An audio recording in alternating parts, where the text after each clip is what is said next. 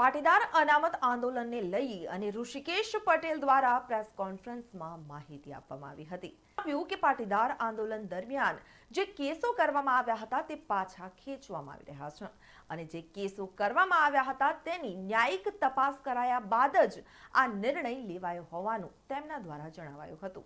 Sir, જે પાટીદાર આંદોલન થયું ને ત્યાર પછી જે કેસો થયેલા, કુલ કેટલા કેસો પાછા ખેંચવામાં આવ્યા છે?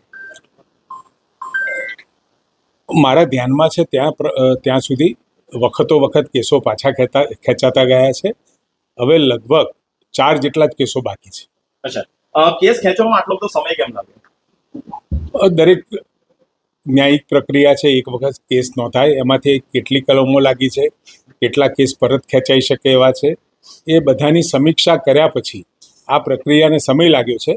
પરંતુ યોગ્ય રીતે ને ન્યાયિક રીતે આ કેસો જે પરત ખેંચવા જેવા હતા એ તમામ કેસો આપણે પરત ખેંચ્યા. સર, વિપક્ષનો એવો પણ આક્ષેપ રહ્યો છે કે રાજદ્રોહના જે કેસો હતા તો મોટાભાગના જે આરોપીઓ હતા તે ભાજપમાં જોડાઈ ગયા અને તેથી આ કેસો પાછા ખેંચવામાં આવ્યા. અરે, આક્ષેપ તો એ કરે જ છે, પરંતુ પાટીદાર આંદોલન દરમિયાન લાગણીથી અને ક્યાંક ને ક્યાંક જે ઉશ્કેરાટની અંદર જે કેસો અથવા તો જે પણ કોઈ ભાગતોડ થઈ હતી એ કોઈ પર્ટિક્યુલર હેતુસર નહોતી થઈ અને એના કારણે સરકારે સમીક્ષા કરી અને આ તમામ કેસો પાછો ખેંચવાનો નિર્ણય કર્યો હતો. અને જે વખતે આંદોલનકારીઓ સાથે વાત થઈ એટલે એમની પણ એક રજૂઆત હતી કે આ બધાએ લાગણીમાં આવી અને ક્યાંક નાની મોટી ભાગતોડ થઈ અને હકીકતમાં ઘણી વખતે આ કેસો દરમિયાન પણ યોગ્ય વ્યક્તિઓના નામ પણ નથી આવ્યા હોય એવું પણ માલુમ પડ્યું અને સમગ્ર ઘટનાઓની સમીક્ષા કરતાં માલુમ પડ્યું કે જે ન હોય એવા લોકોના પણ નામ આવી ગયા છે.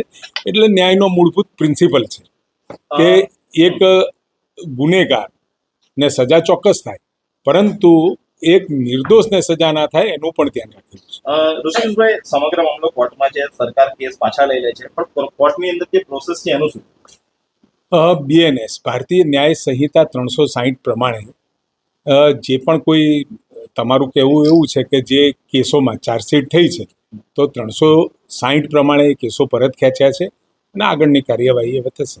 સાહેબ, વખતો વખત આવા આંદોલન થતા રહે છે. પહેલા પટેલ આંદોલન થયું, પછી ક્ષત્રિય સમાજનું પણ આંદોલન થયું. તમે યુવાઓને શું મેસેજ આપશો? કોઈ પણ સરકાર અને એ પણ ચૂંટાયેલી સરકાર જ્યારે પણ સત્તા ઉપર હોય એટલે તમારી રજૂઆત યોગ્ય પ્લેટફોર્મ ઉપરથી થાય અને વારંવાર કોઈ પણ આંદોલન શાંત હોવું જોઈએ, અહિંસક હોવું જોઈએ અને પોતાની લાગણી અને માગણી એ દર્શાવવાની પણ એક રીત હોય છે.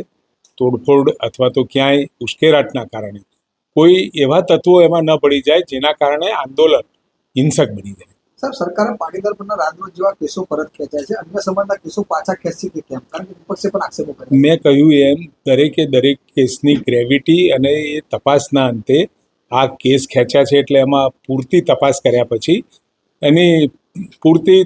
કર્યા પછી જ આ કેસો પાછો ખેંચવાનો નિર્ણય થયો છે. ને એમાં પણ કોઈ પણ પ્રકારના કેસો હશે અને એ પણ આંદોલનના કેસમાં એની ગ્રેવિટી જોઈ અને ગ્રેવિટી જોયા પછી અને તપાસ કર્યા પછી એ કેસમાં જ્યાં પણ પરત ખેંચવા જેવું લાગશે ત્યાં સરકાર નિર્ણય કરશે. Thank you. સર,